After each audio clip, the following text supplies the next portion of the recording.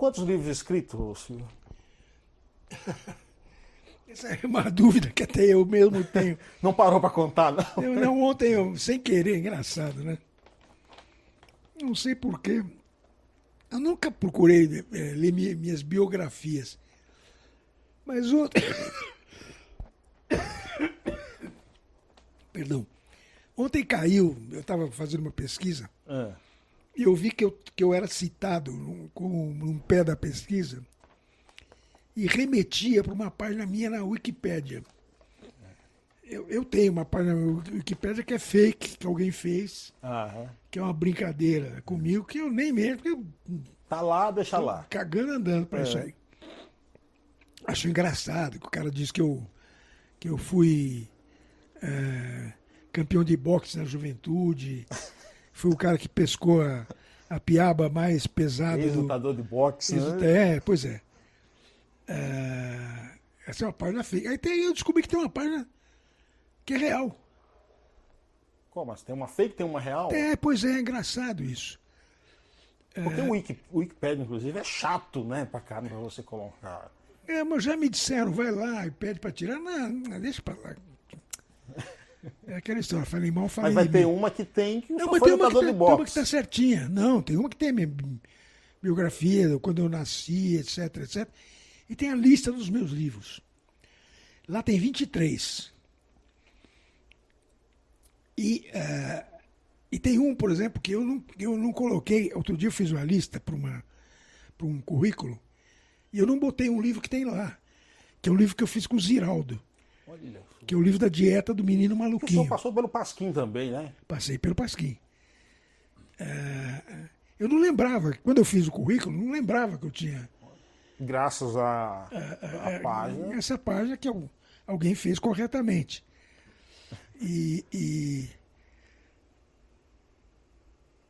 Agora, lá tem 23, mas não tem o primeiro, que é o livro que eu fiz em 82 sobre a história da Copa do Mundo.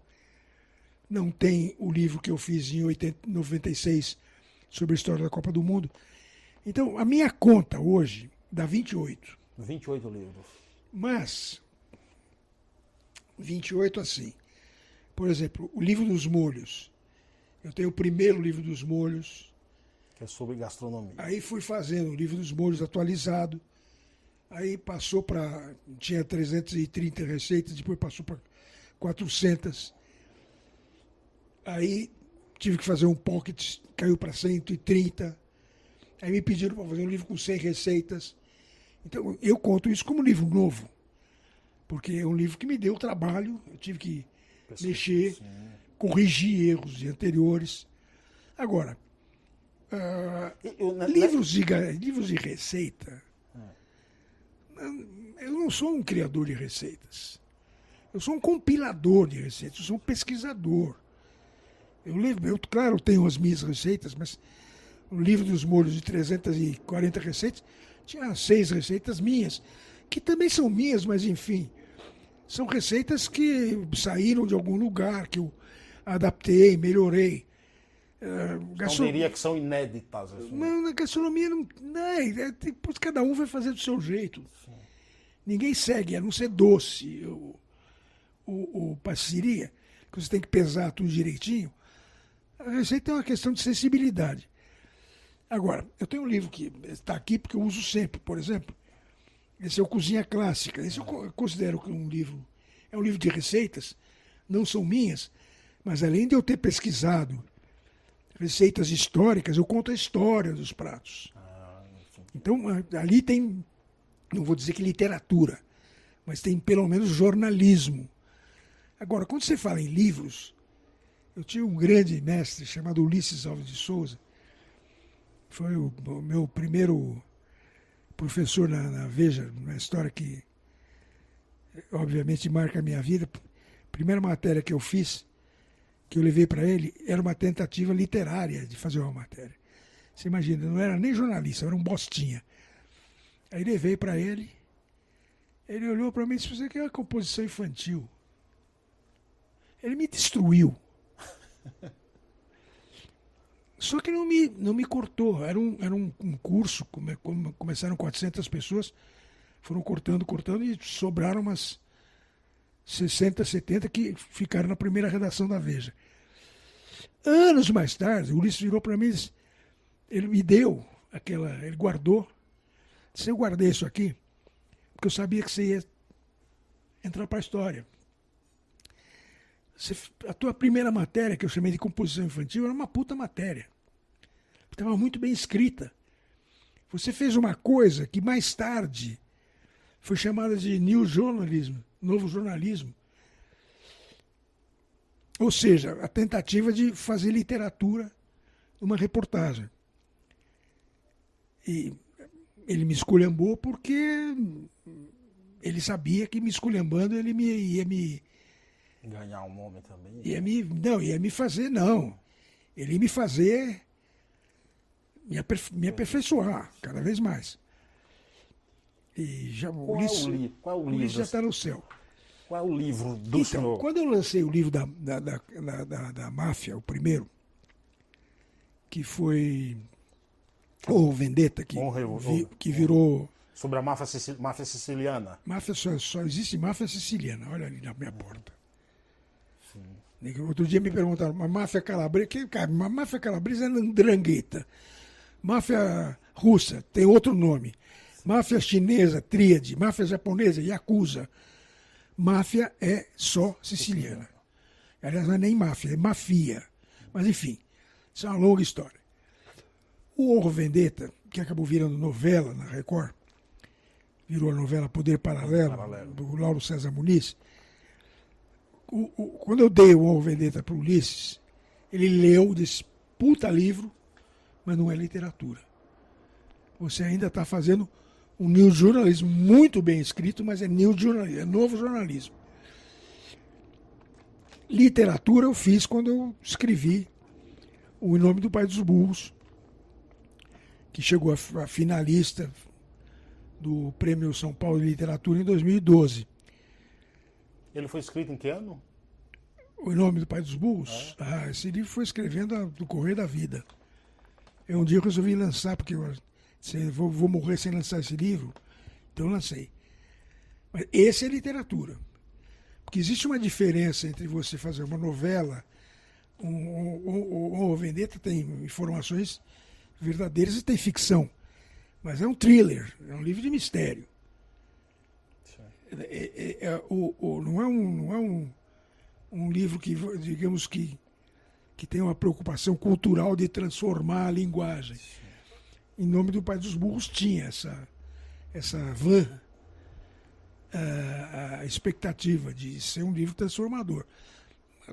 Acabou ficando entre os 10 melhores do ano, mas, enfim. Agora, você fala de 28, na verdade, são tão diferentes, né, os ramos que eu acabei seguindo. Gastronomia. Tem livros de gastronomia, tem livros de. Já aconteceu de o senhor escrever livros de gastronomia e outro com outro tema ao mesmo tempo? Assim, Não, eu estou sempre escrevendo 3 ou 4 coisas ao mesmo tempo. Estou lendo.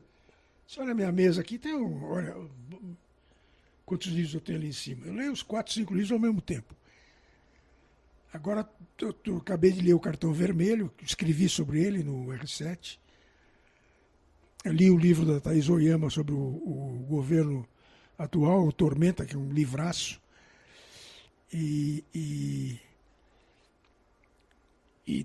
Enfim, estou esperando chegar um outro que eu encomendei. Eu leio um livro, digamos assim, mais sério. Sim. E outro mais leve. E leio que é um livro para me divertir, relaxar. E estou sempre com o computador ligado, com a TV ligada, eu faço 4, 5 coisas ao mesmo tempo. Escreve para a Record quais os dias da semana? Na verdade, eu deveria escrever 20 vezes por mês. Mas eu não resisto, eu escrevo todo dia. Porque agora, começo de ano, janeiro, né, fevereiro, puta que não tem tanto assunto, né? Pô, eu adoro Copa. Você é um cronista. Sou um cronista. Um cronista. Adoro a Olimpíada e Copa do Mundo, porque Em Olimpíada e Copa do Mundo, você escreve 3 textos por dia, né? Mais Olimpíada ou mais Copa do Mundo? Não, Olimpíada você escreve mais do que em Copa. Que Variação de esportes também, né? Olimpíada, para mim, é uma coisa assim fascinante pela variedade, né? Há coisas que eu adoro ver. Por exemplo, eu nunca fiz judô na minha vida. Meus filhos fizeram, minhas filhas fizeram, mas eu adoro ver judô. Então eu sou capaz de acordar às 3 horas da manhã para ver um campeonato de judô. Acordar é... Eu vejo alguns esportes olímpicos, acho bonito ali, mas eu acho difícil entender algumas regras ali. Né? Não, é isso aí. É aquela história, eu estou me preparando. Esgrima, por exemplo. O problema da esgrima é que é difícil você acompanhar com o olhar. Você tem que estar lá para ver. É tiro. Não dá para você acompanhar tiro pela televisão. Sim. E tem coisa que eu não gosto de ver. Por exemplo, eu não gosto de futebol de areia. Que me dá uma sede desgraçada. Mas se tiver que ver para escrever, vou ver, né? Fazer o quê? Sim, aí é o jeito, é profissional, né? Agora, tem coisa que eu amo vela. Amo competição de atismo. Tá, mas qual o esporte olímpico que mais te fascina? Difícil. O que eu gosto mais de ver, que eu fico... Não precisa ser brasileiro para assistir, é judô. E os coletivos sempre, né? Vôlei e Jogos Olímpicos é uma coisa impressionante, né? Porque agora estou acompanhando me preparando para acompanhar o pré-olímpico feminino de basquete. Basquete também é um... Esporte bonito. Esses últimos anos escrevi sobre a NBA, né? Escreveu sobre o Kobe Bryant já? Não, o Kobe Bryant não escrevi mas eu avisei. Eu avisei o plantão do R7 que ele tinha morrido. Eu não escrevi porque eu tinha outra incumbência naquele dia. Mas vai escrever ainda? Não vou. Não vai mais? Já foi. Para você, mais ou menos assim, se acontece um fato, se não escrever muito, passar muitos dias, não vale a pena mais escrever, a notícia fica velha? Não é. Aqui, sei lá, Kobe não me... Eu fiquei triste. Engraçado, né? Eu fiquei triste pela menina. A filha dele, né? Aliás, tinha 3 meninas naquele voo, né? Estavam indo jogar. São coisas que você vai ficando mais velho, você vai se comovendo com tanta... E quando passa aquele vídeo da filha dele treinando ali, né? Eu gravei, inclusive. Eu tenho guardado. Você fica pensando, né? Conheci o Gugu Liberato. Não vou dizer que fui amigo dele, mas me relacionei bem com ele. Quando ele era o começo da carreira, 83, 84. Fiz uma matéria com ele para a Folha. Quando ele começou a aparecer. E fico pensando, né, pô, o cara com a grana que ele tem vai morrer consertando o subindo ar-condicionado. Lá, né? É inacreditável, parece. O Kobe, que morre num acidente de um helicóptero que vale 6 milhões de dólares. Aos 41 anos de idade. Não, mas ele levou mais 8 com ele. Por quê? Porque ele é muito grande. E ele não gostava de andar de carro, porque o carro incomodava. Desconforto, São histórias... Eu lembro quando o Pavarotti veio ao Brasil, eu participei da primeira vinda do Pavarotti ao Brasil, em 79. E vieram o Pavarotti, a mulher dele, a Ádua, o pianista e a filha. E vieram em aviões separados. Porque o Pavarotti tinha essa mania, né? Dizer, não, se morrer, morre um só. E no caso do Kobe, pô, ele foi e levou mais um com ele. Meu Deus. E crianças ainda, né? Eu fico aqui, eu sou decano, né, no R7. E como eu durmo, eu gosto de trabalhar de noite, eu fico aqui até 5, 6 horas da manhã. Às vezes fico vendo televisão, escrevendo, às vezes fico esperando alguma notícia. Tem uma noite que eu jamais vou me esquecer, que foi a noite do acidente da Chapecoense. Sim, terrível aquilo ali. Eu estava aqui, eu tenho um contato internacional com jornalistas pelo Twitter e pelo WhatsApp. Eu lembro que naquela noite me ligou um cara pelo telefone, me chamou no meu celular, um amigo meu italiano que mora, olha que história, um jornalista italiano que mora em Caracas, morava, hoje não mora mais, me ligou de Caracas para dizer, escuta, você tem alguma informação sobre esse avião do time brasileiro de futebol que caiu na Colômbia? Eu falei, avião brasileiro caiu na Colômbia? Que história é essa, pô? Aí um time brasileiro quer jogar na Colômbia. Eu nem lembrava Que a Chapecoense que a ia Chapecoense ia jogar na Colômbia na Copa Sul-Americana, que não era nem Libertadores. nem Libertadores. Aí, 5 minutos, aquilo me veio na cabeça. Eu falei, puta merda, como é que caiu? Estão dizendo aqui que caiu.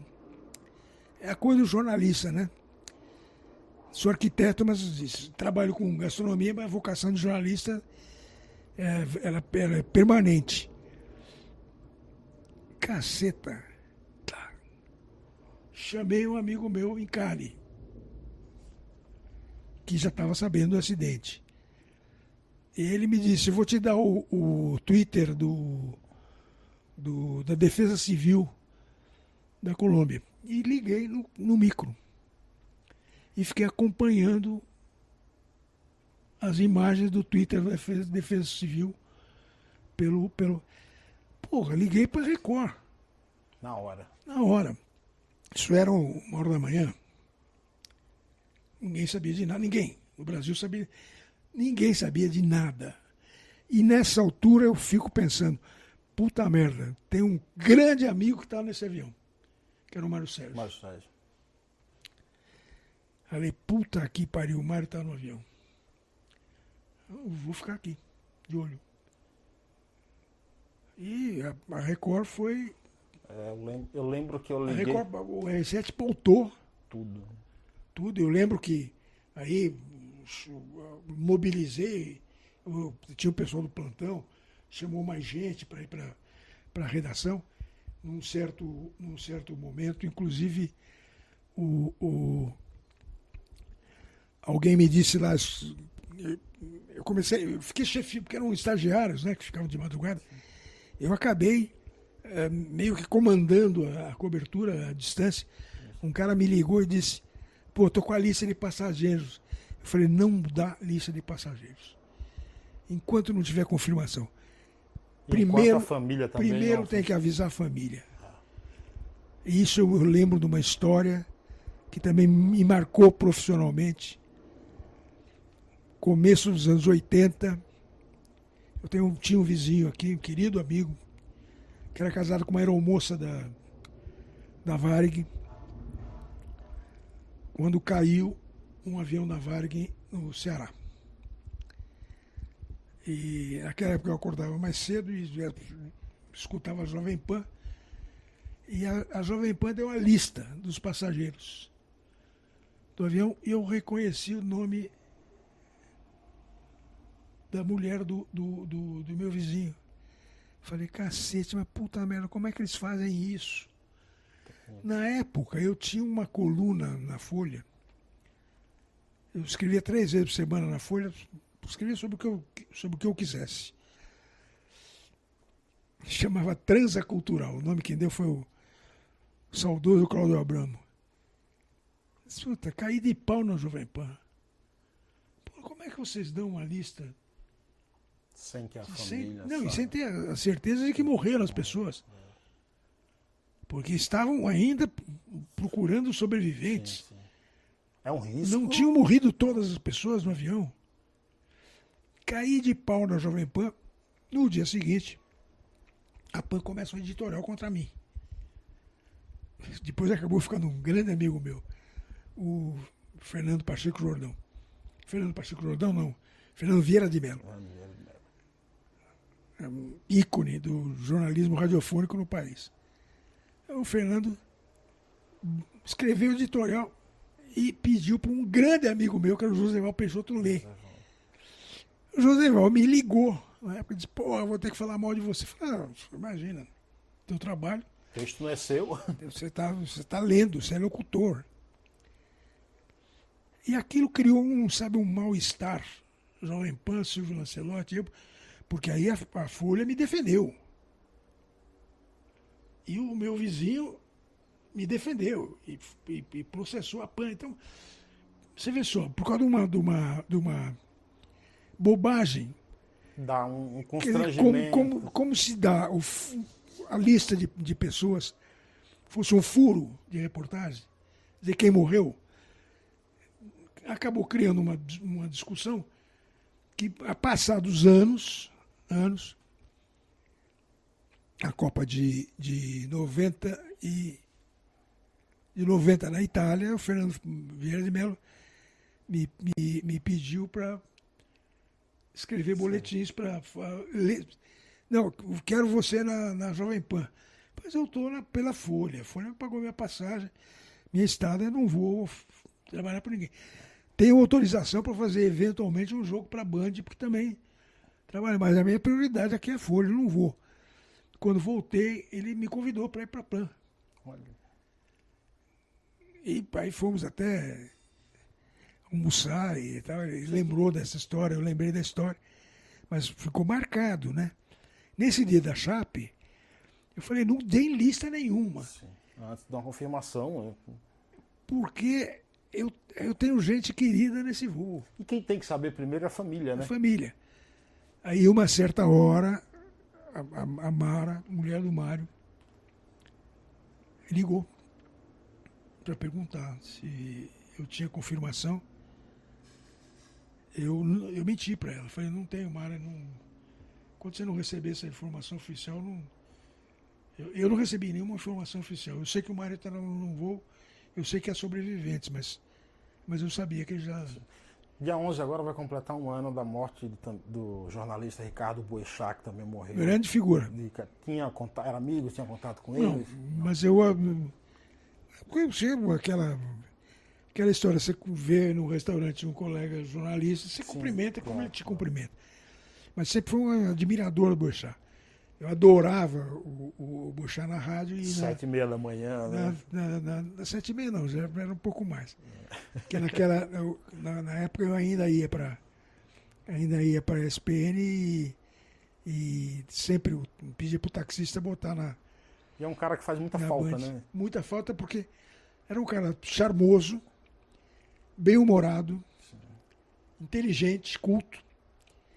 E eu adorava as brincadeiras dele com esse meu amigo, o Zé Simão. Zé Simão, Porque era um momento, porque era sempre na hora que eu estava 8h50 por ali. TV, às vezes até na segunda entrada do Zé Simão, dependia do dia. E era um cara sensacional. Era um cara sensacional. Silvio, obrigado. Obrigado a vocês. Obrigado pelo papo. Uma honra enorme entrevistá-lo. Não exagero como dizia meu pai. Esse foi Silvio Lancelotti para o programa Pai Ayá na Conectados. Obrigado a todos.